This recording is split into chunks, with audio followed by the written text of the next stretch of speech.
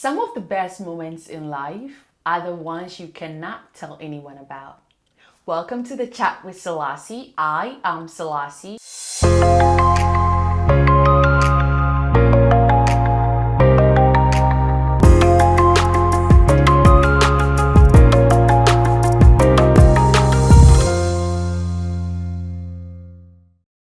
Joining me again is Shanessa. She needs no introduction, but I'm going to do it again. For those of you who have not met Shanessa in the other episode, Shanessa is a writer.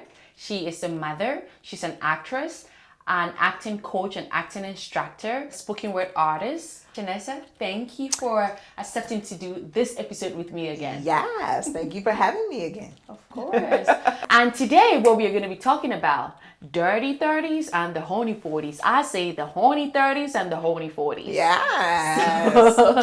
Come through.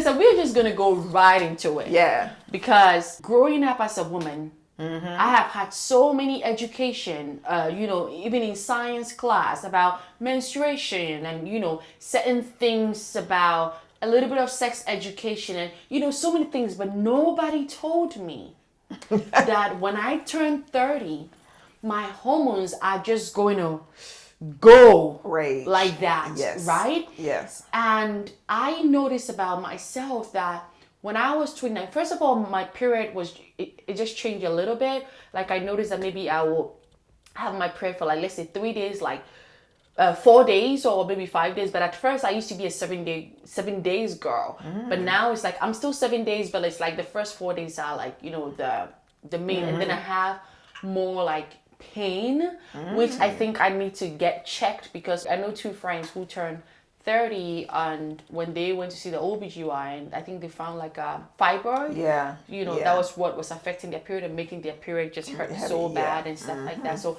I think I need to get mine checked. So that was one significant change I saw in my body. Yeah. And the second one was how horny I would get. And it's yes, when I was not 30 or 29, before then, I was, it's normal to be horny, right? Right. But I noticed that once I turned 30, or when I was almost 30, it just went up. It just became more, the frequency of it became more. The duration of it lasted longer yes. than it used to be. And I thought I was going crazy. And I do, I think that just as we talk about everything and anything, sex is also a conversation that should freely be, talked about. So I will call some of my friends and ask them who are in their 30s. I'm like, hey, did you experience this when you were, when you turned 30? Yeah. Some of them did say no, they did not. Some of them said yes. And I'm like, well, this is what I'm experiencing. Then I will Google and just read things as well. And then I found out that it was a thing. It was normal. Yes. And then you also telling me that when you get to your 40s, because you are in your 40s, you're like, it is even more in, when you turn 40s. I wanted to talk about that since that, I have really never heard of that until I turned. And I think, I wanted to talk about it. So educate me more because you have passed that stage. So tell me what changes. So I'm no doctor, of course, but I've definitely done a lot of research on this too. And every doctor that I've seen or heard talk about it, what happens is women get to a point where maybe 25 to maybe 35, within that span. This is the time. These are the most the largest time for childbearing years, right? So this is when your body, biologically is ready to bear children, and for it to bear children, then the hormones are raging, and so that's what's happening is that your body is preparing to bring life, and it wants to bring life. It's just a part of nature. So that's why you feel horny all of the time, so it's as women get older, then our sex drive gets stronger and it gets higher. But men, as they get older, it declines. Right. And a lot of that, Like I said, I'm no doctor, but I think, in addition to just like your body wanting to bear children, I think we just reach a point where, like, if you're a very active woman, like you're not like working out or whatnot, your libido actually gets higher too. The more active you are, when you hit those 40s though, I don't know what happens. Like, it's bad in the 30s, but the 40s, it is ridiculous. And the duration lasts longer. You're wanting more partners. Like, if you're single, you're okay with having multiple partners where you might not have been before, because it's like you need it. A lot of women experience that, and they don't talk about it because it's like, it might be some shame that you might feel attached to wanting multiple partners, or attached to feeling that way because of how society views women who have multiple sexual partners. But that's why, like a lot of older women, they seek out younger men, because the older men that's around their age might not be as virile or have the stamina that she has at that age. Right. So the younger men do, and older women can go. Right. So like all of my friends, 40s and up, every last one of them, because I didn't know it was a thing either. So I was always like always highly, just horny anyway. I'm just a horny person, period. So I might not have acted on it when I was in my younger years. So I just thought, okay, well, after I had kids, it was just raging. Well, I was like, well, that's because I didn't really act on it when I was younger. I was very, like a goody two shoes or whatever. So I didn't really act on it when I was younger. So I just thought it was just me. When I hit them 40s, when I tell you, when I hit 40, and it was out of control. And everybody that I talked to, all of my girlfriends was like, girl, yes. I want to screw all the time, like all the time. It's except for like my married friends, because they probably are, having sex and don't all the time with their husband. We would hope that they are, but they don't realize that they're having more sex and probably wearing their husbands out. That's, and they don't realize it's their bodies doing that. You know what I'm saying? But they probably think it's like, oh, I'm just so in love with my husband now. I love him more than...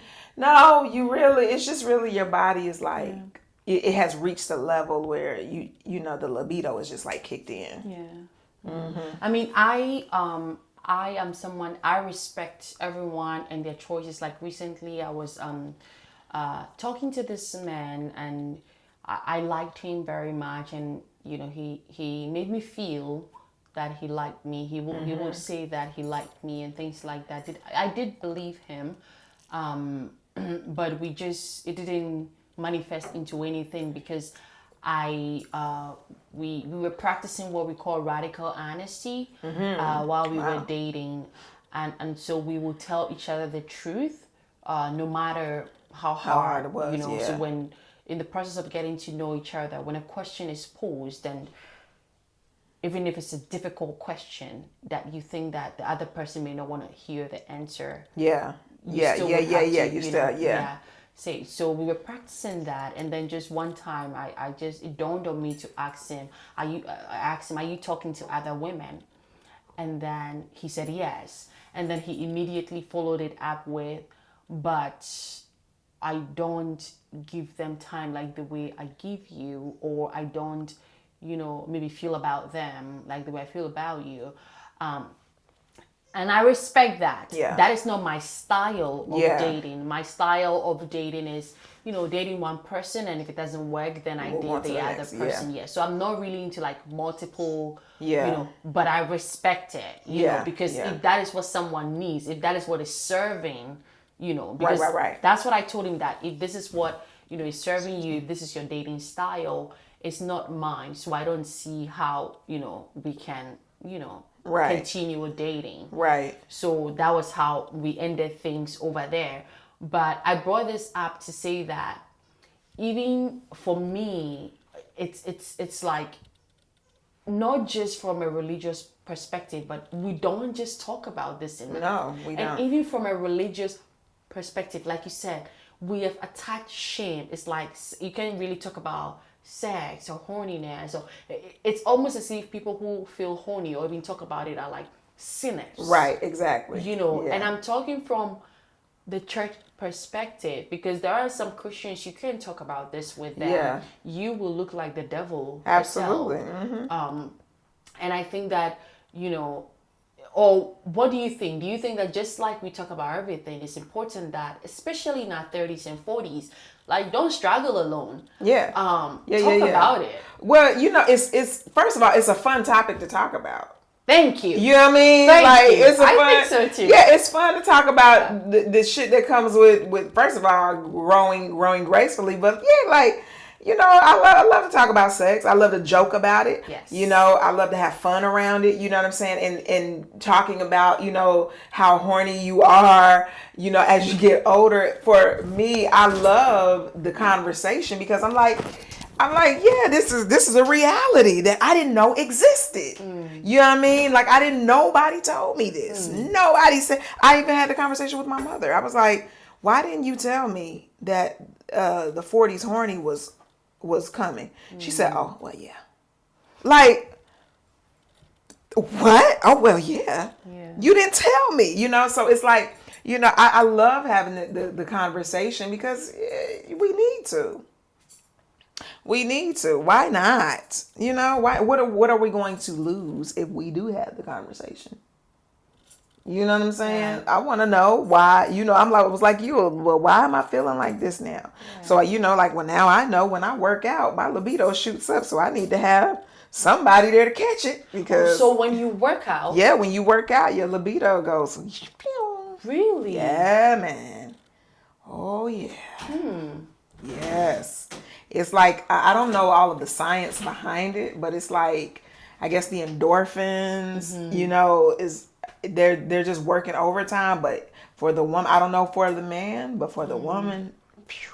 Well, it makes sense because even though, you know, I feel more horny because I'm in my 30s, but anytime I go for a run or anything during that season, I notice that it's like, you know, like gotta have it. You get horny more, it's longer. Gotta have it. Yep.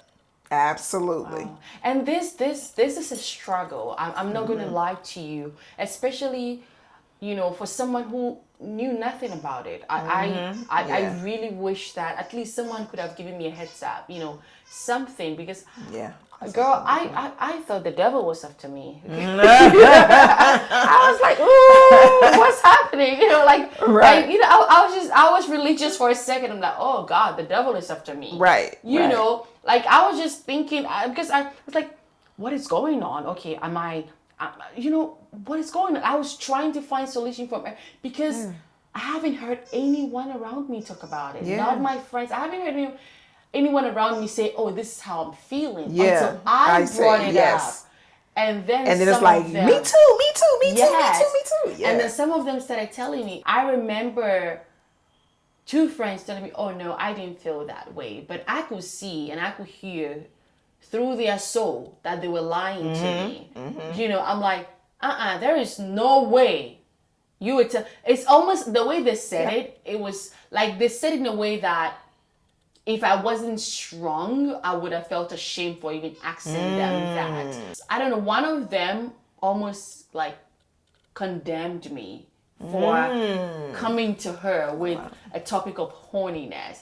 And I'm like, 1, we are adult. 2, this is something, even if we're taking it from a religious perspective, this is something created by God. Right, exactly. You know, so why are you condemning it? Exactly. You know, so I just feel like the more we talk about it and the more we learn from one another, the struggle is less. And the shame will eventually go away. Because we are throwing light at it. It's a very natural thing. Like, it's going to happen if you're healthy. You feel me? If you're a healthy woman, it's going to happen. So why do we attach shame to it? Anything, like almost anything sexual, we just attach shame to it when it comes to us. you know, and but we don't do it, you know, necessarily for the man. And it's just I like, was gonna ask that. Do you think that men, because men, I feel like men do talk about sex among themselves yeah, a man, lot. yeah, They talk yeah, about sex. They make fun about it. They Yeah. talk about it. They talk about very different silly things Yeah. around it. But women, I think women do talk about sex, but we talk about sex through the lens of the man. You feel me? Like we talk about sex a lot of the times. We're having the conversation about sex as to what we have heard or what we believe the man wants, as opposed to what it really is. That makes sense. Like, you know, because I think that this type of man or you know, these men like they like my body. They like, you know, like my breasts and a small waist and my butt, and they like when I twerk my butt or what have you. Then I'm going to speak about it because they like it like that, as opposed to what it really is. Yeah. No, I twerk my butt because I like my hips to be flexible. yeah. You know, or I like the way my butt looks when I twerk it. Yeah. You know what I'm saying? It's all. I just feel like we always put our you know, our conversations about sex in, you know, through the lens of what we think a man wants. I like that. And I think for me growing up, I mean, yes, I do have 3 exes. I was, you know, we would kiss and cuddle here and there, things like that. But I also have noticed something about myself that now that I'm in my 30s, or now that I'm 30, like when I was almost turning 30, you did say something about women don't talk about what they want. We always talk about what we want from the lens of what a man wants. Yeah. Is that a lot of women, we shy away from talking about what we want sexually. From an African woman perspective, it's almost like you don't want to be seen as, oh, this girl is spoiled. Right. You know, but if a man is talking about it, it's almost like, oh, he knows. Right. You know, Exactly. but the woman Exactly. is like, oh, this girl is spoiled. But recently I was talking to my cousin and he told me the opposite. That men want to know what you want. Yeah. So that they will be able to please you that way. We have been nurtured or made to believe that, oh no, as a woman you don't have to, you don't discuss that. yes, you don't have to talk about that, you know. So do you think that we need to communicate what we want more sexually? Absolutely. You know, you risk being freaking miserable because you're not getting your needs fulfilled. Yeah, absolutely. And I'm gonna tell you, men don't shy away from what they want. They tell you straight out. You know, it's just that sometimes we don't want to hear it. We don't like the answer that they give us, but they're very straight up with you. Yes, we absolutely need to be very clear about what we want, but I think sometimes we don't know what we want. I feel like sometimes we're so used to society telling us what we want that we don't really realize exactly what we want all of the time. Because we're used to, you know, we're inundated with a lot of, you know, the music that's telling us this sexual thing is good. You know, we're inundated with, you know, media telling us that this sexual thing is good. So I think sometimes we kind of adopt other people's or other things wants for us, and we don't really know what we want. You know what I mean? I believe that. I believe that. Because I think in my mind, I have created things that I think I would want. Yeah. That I'm like, oh, when I get married, I want to try this. I want to try that. As to whether I would really like it, Yes. I don't know. But I know that I want this are things that, you know, I would like to try. And I will communicate that. There is a book, I think I spoke about it in one of my episodes. It's called The 8 Dates. And nowadays when I'm dating, I'm a very intentional dater. I don't know if there's any word like I know, that's a thing. Yeah. But I'm very intentional. I try to be intentional in every aspect of my life now. But my love life is something that I am intentional, very intentional, you know, about. Right. And when I am dating, I am intentional about it. And this book is something really that resonates with me. You have to go on these 8 dates. And there are things that you talk about, there are things that you discuss. Every date has its own scene that you create. So some of the dates you can have them in the park. Some of the dates requires lighting. And this book is not just for single people who are looking to, be together. Yeah. Even married couples use this book. And the book is one of the best things. Like, I will recommend the book over and over again. And one of the sections in one of the dates in the book at the very early stage is to talk about, yes, finances is part of it, but it's to talk about sex, right? At a very early stage. I remember one time I was dating this guy, and we were talking, we were having phases of our dates and talking about things that we like, because all these things helps us to see if are we going to be the right fit, right? And sometimes we neglect the sexual part. Like, okay, well, let me see if you're going to be the right fit financially, or can we make babies? We think about everything, and then we neglect the sexual part. And I've never been married. I'm not married, whatever, but I have heard people say, oh, especially women say, I've never orgasmed, or I've never, things like that. And to me, I'm like, what do you mean? Right. You have sex, and Right. or you are married. What do you mean you've never orgasmed? And at first I didn't used to believe that. But then I've come to understand that, having sex does not mean you are going to orgasm. It doesn't mean, having sex, it means, okay, the person is going to orgasm. Right. But it takes skills. It takes being pleased in the way that you want to be pleased. Yes. To have that. So this guy, one guy that I was talking to when we got to the date on sex, that date was mainly to talk about sex and the things that we like and the things that we not like to do. And then I had asked him a question, and then he answered. I think it was something about, he said something that pleases him the most. I think he said coming in the mouth of the woman, or also on the face, something about that. And I respect that, but it's not something for that you. Yes, it's not something for me. I'm not saying, that is bad. No, I don't think there's nothing defiling in that. Yeah. It's just not my thing. Yeah. And that is something that gives him pleasure. Right. So right then we know that, That's, I can serve you in that department. Right. Right. So I think we can shy away from things like that. Yeah, man. Right. Yeah, So man. what do you think about talking about sex in the early stage of dating as well? You know what? I never even thought about it. And now that you're saying it, I think it's smart to do.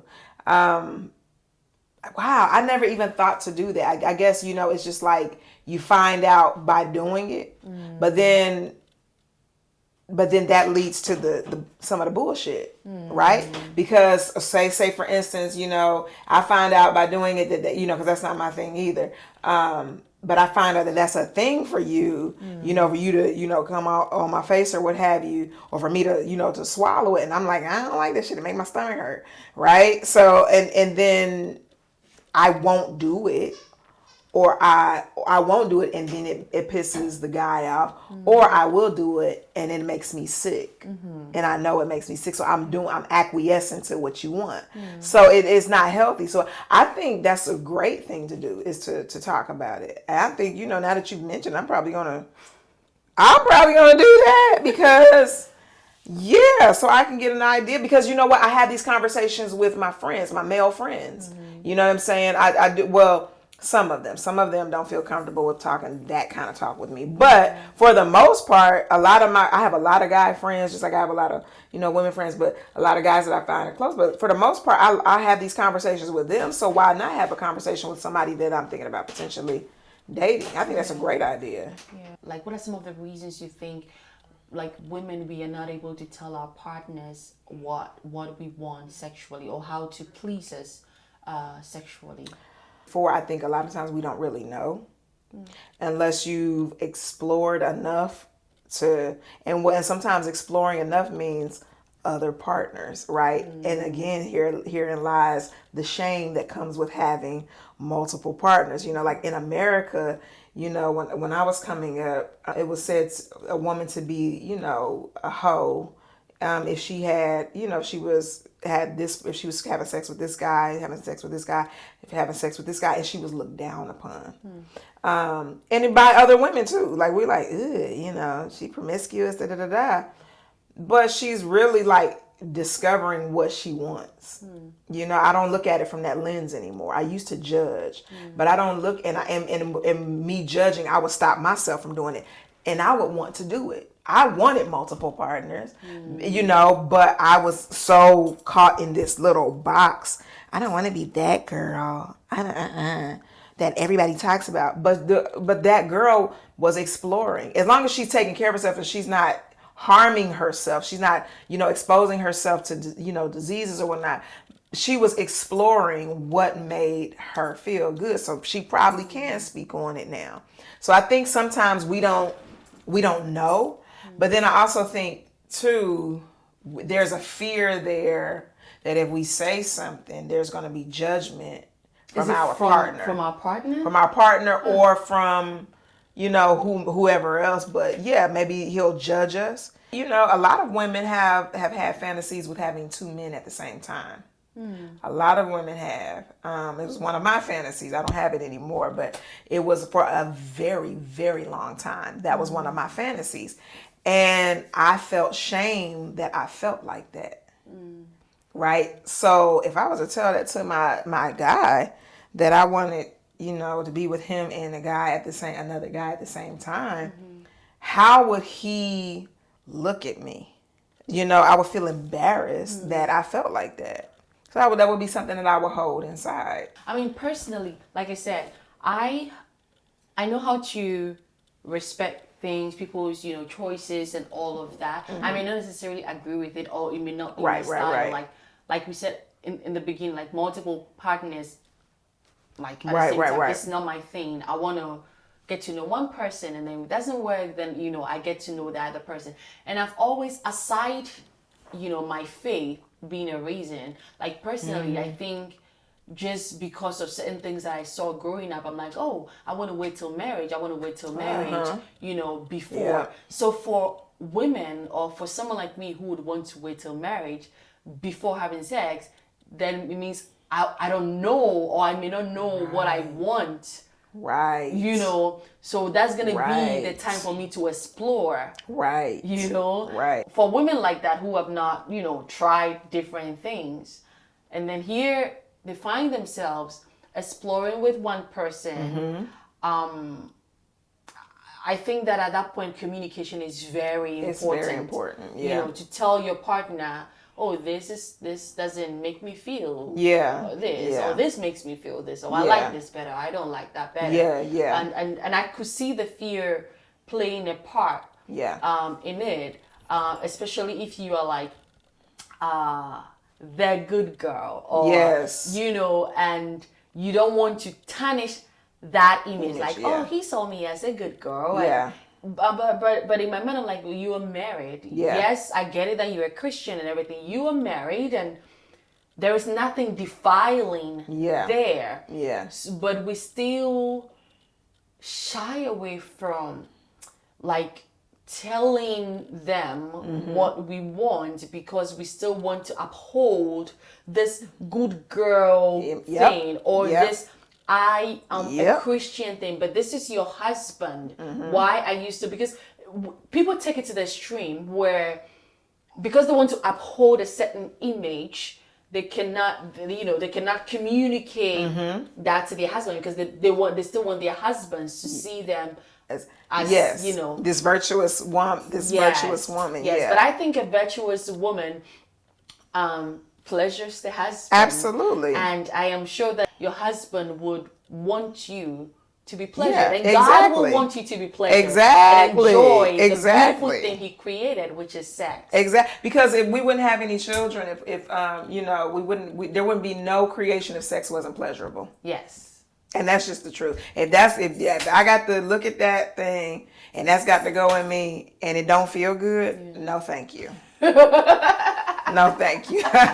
I'm good. Yeah. You know what I'm saying? Yeah. Yeah. I think too, we also have to factor in, a lot of women have childhood trauma. You know what I mean? And so, that childhood trauma comes up when it comes to like confrontation or what they deem as confrontation. Again, it's like, fear is the main theme of it. But I think, that's for a lot of women that plays a factor in it too. There is this stigma attached to women going for younger men or men going for younger women. Now that I am understanding, this whole libido and sexual desires going up for women in a certain age and then going low for men at a certain age. Yeah. Now I'm thinking, I understand the part where women go for younger, would want to go for younger men because of the men in their age not, desiring sex as much as they would. Yeah. But then my question is, why do older men go for younger women if, they are not wanting that? In my opinion, and this is strictly my opinion, I think that, it's a ego thing. To pull, when you can say that you're older and you could pull a young, beautiful woman who's young and she wants to be, she could have any man that she wants, or she's just young, she's virile, she's, got great energy and she wants to be around your old ass. It's an ego booster. You know what I'm saying? But there's also, I think too, there's also a level of, and this is not all men, and this is not all situations or all cases, but in my opinion, I think that a lot of men like to be in the power position. And when we're talking about like your position and your status in terms of, in your status in society or your status in these relationships, and older, a lot of men, a lot of people that are older have wisdom with them, or they think that they have wisdom with them, and they want to teach, or they want somebody that's going to listen, or they want somebody that's going to do what they say do, or they want they want somebody that is not so stuck in their ways, that they can, they can work with them. Right. So I think, that has a lot to do with it too, when it comes with older men wanting to date younger women. My ex was older, not much older, but old enough. And his thing was always trying to teach me, but he wanted to teach me this, and he wanted to, but I'm like, you can't teach me anything when you aren't being the example, because I've always been eons ahead. But I think a lot of men like that role, to be able to, maybe they don't feel like they can be the leader when the woman is around his age, or if she's obtained more than him. And sometimes the younger girls haven't obtained more. They're trying to get more through him. And so I think, I think that has a part to play with it. Because I know most of the guys, listen, in the dating pool for me right now, it's never guys that's my age that's attracted to me. They're either, or if there is, they're always a couple of years younger than me, or they're significantly younger than me, or they're fucking old as Methuselah. They're in their senior citizens. I'm not even kidding you. But I've always attracted older men. And I think it's because, first of all, it's a lot of predators out here.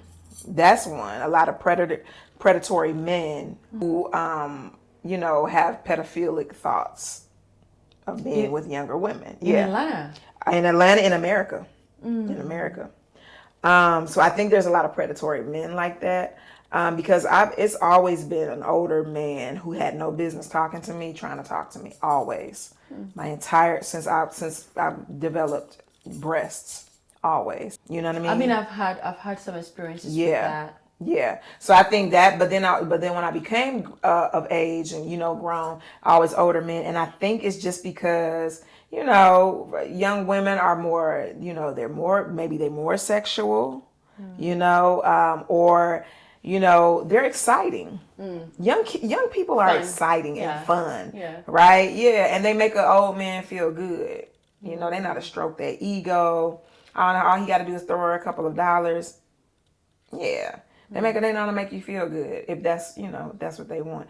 And again, they can be a prize on his arm. I see. But men don't shy away from pursuing a younger woman.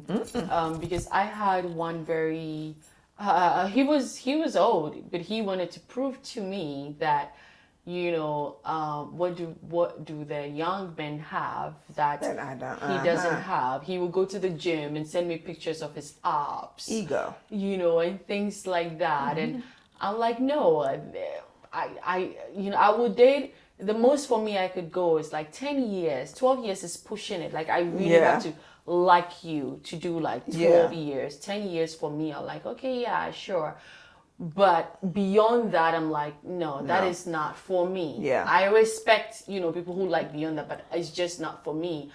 And he was way beyond that, right? But he really was trying so hard. Like you tell me, I go to the gym, I do this, I do that. I'm like, but no. And he wasn't ashamed. He even went to the extent of telling me that, look, women your age don't like dating young men anymore. So you are the one missing out. Yeah, he was very bold. But what I've noticed is that women, a lot of the times, like I know personally, I would hope for my men to be older than me, right? A couple of years older than me, like the years that I've mentioned, like at most 10 or 12 years older than me. And we are able to say that, I want my man to be a little older than me. But you hardly hear a woman say, I want my man to be younger than me. Or like, it's almost like they're ashamed even. Why is that? Because the men are not. Yeah. I don't know. I think, what? I had that experience too where I was like interested in somebody who was very significantly younger than me. But I felt like we were in a lot of ways on the same level. And I was like, damn, it's the age gap. Oosh. Because I think you feel like you're robbing, what they call robbing the cradle, like you're dating a child, and then we all know that girls mature faster than boys. Yes. So it's like, the group think is that, a woman with a younger man is strictly for physical. His agenda is probably what can he gain from her financially? What can he gain from her, resource wise? Hers is physical because he has the stamina, We rarely think that it's because they have anything in common, because women are ahead of men more times than not. So I think it's we do kind of have whole shame around it, but I don't know why. You know what I'm saying? If they make you happy, they make you happy, and so what? You might have to teach him or he might teach you, because there's some 30-year-olds who are very wise. Yeah. They've lived a life. And there are some 50-year-olds or 40-something-year-olds that are not. They right? Live like babies. Yes, exactly. They still, they haven't grown up. Like this gentleman right now that I would, just having conversations with. He's just a few years younger than me, a couple years younger than me. But he is, to me, ahead of me because of the life that he has set up for himself, that he's setting up for himself. It's a lot of wisdom in what he's doing. And that is the attractive thing. Yeah. I don't give a damn about his age. It's like, this is how you're showing up as a king. Queen recognizes that. Yeah. You know what I'm saying? Yeah. Oh, okay, I see it. And I will admit that, I've never been in that position of dating a younger man, but in my mind, I'm like, no, I wouldn't want to date a younger guy.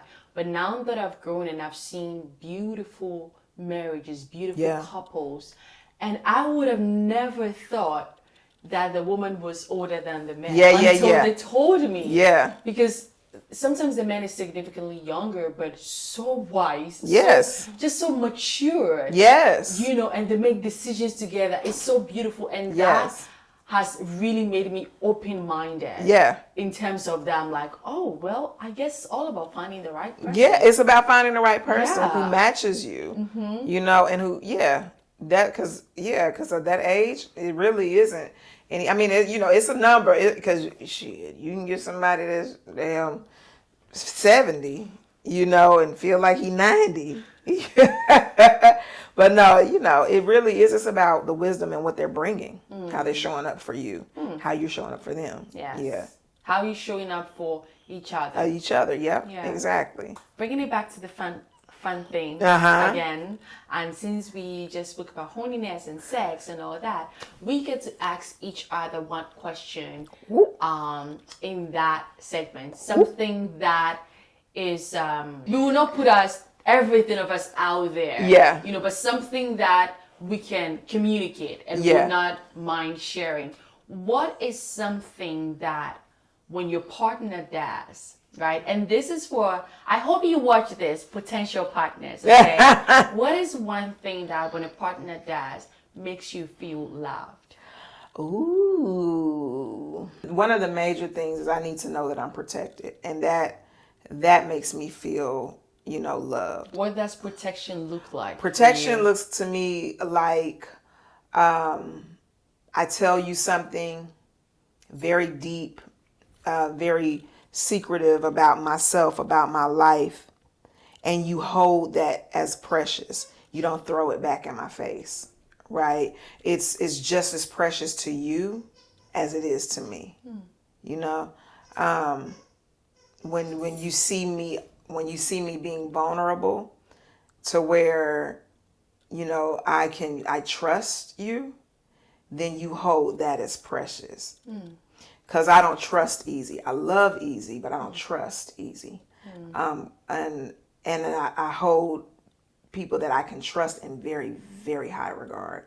So when you hold my trust as a virtue for you, that is the thing that makes me feel loved. That's when I know I'm loved. I like that. I really like that. Yeah. And then the second question, which is the last one I have for you. What are your love languages? If you have more than one, I'd like you to arrange it for us from your primary, secondary, and then, it goes like that. However many you have. So touch and time. Acts of service and time. Okay. Yeah. And then the words of affirmation will be the last one for me. Okay. Yeah. Okay. Yeah. Those are important. So for potential suitors out there, if you get to watch this episode, just know that these are Shanesa's love languages, and the way that what makes her feel loved, she has communicated that. So I hope you listen and hear and do those. Okay? Yes. Your turn. My first question is the love language. What are your love languages and the order of those? My primary is acts of service. My secondary is words of affirmation. And my third is time, quality time. Okay. And my second question for you is, what is a non-negotiable for you in a relationship? If you ever lay your hands on me, boom, it's done. Yeah. As it should be. It's done. There is no second chance with that. Because when I give you a second chance, you may do it again. Yeah, no, there will be again. There will be another time. Yep. Shanesa, thank you for your time. Yes. The last episode was really nice, just, talking to you and just chatting about everything we spoke about. If you missed the last episode or the first episode with Shanesa, you might want to go watch that because there was some juicy stuff in there, okay? And this is equally good. So if you enjoyed this episode with Shanesa, yes, do go and watch the first one we did with her. My name is Selassie. Thank you for watching the chat with Selassie. I hope that you learned something. I hope that you will learn something. I just hope that you enjoyed today's episode. Go out there and be fabulous. Go out there and freely talk about your horniness with friends that create a safe space for you. I love you. When I say I do, I don't just say it, but I mean it. Mwah.